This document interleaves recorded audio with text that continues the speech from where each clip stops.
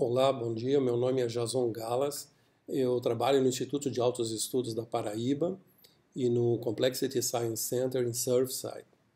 O assunto que a gente vai discutir agora do nosso trabalho envolve um problema clássico em física, em química, em engenharia, que é empacotamento de grãos e objetos em geral. Isso é um problema que tem já uma longa história. Ele foi também estudado por Kepler na época dele, e desde então tem sido estudado por muitas pessoas. Qual é o interesse atual nesse tipo de problema?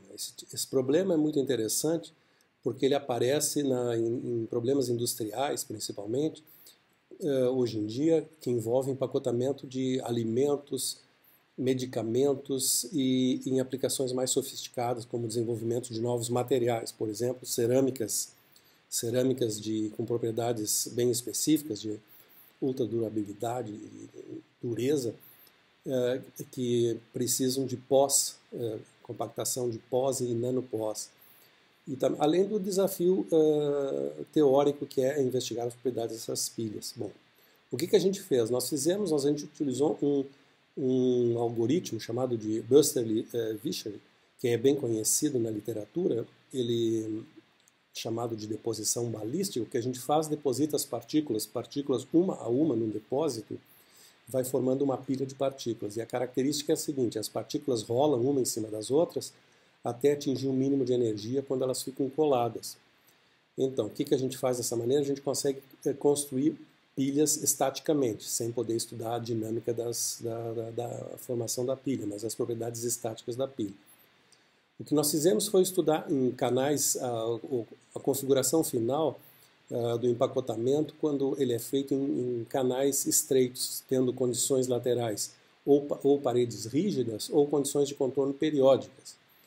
E qual é a surpresa que se obteve é que nessa investigação, que por sinal é parte do trabalho de doutorado do Nikola Topic, um estudante da Sérvia trabalhando na Alemanha conosco, ele observou o seguinte, que todos os depósitos, assintoticamente, ou seja, depois de uma fase inicial, eles tinham uma estrutura completamente periódica. Então, sempre a gente, apesar da deposição ser randômica, jogando as partículas randomicamente, a configuração final era periódica, e isso é surpreendente. Então, nós fizemos simulações que envolvem bilhões de partículas, é a simulação com o maior número de partículas até hoje, e todas as configurações finais, como eu já falei, elas sempre são periódicas, e essa é uma grande surpresa. Se esperava, o que se acredita, que a configuração final fosse randômica.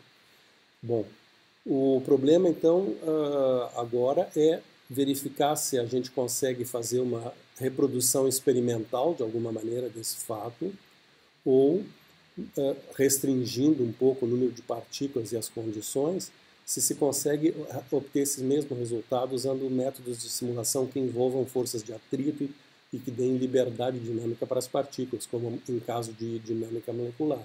Né? Bom, em essência, esse que é o resultado que está apresentado nesse trabalho e que é bastante surpreendente para as pessoas que trabalham na área, que tudo venha, depois de um transiente, se tornar periódico, assintoticamente, como eu falei. Né? Muito obrigado.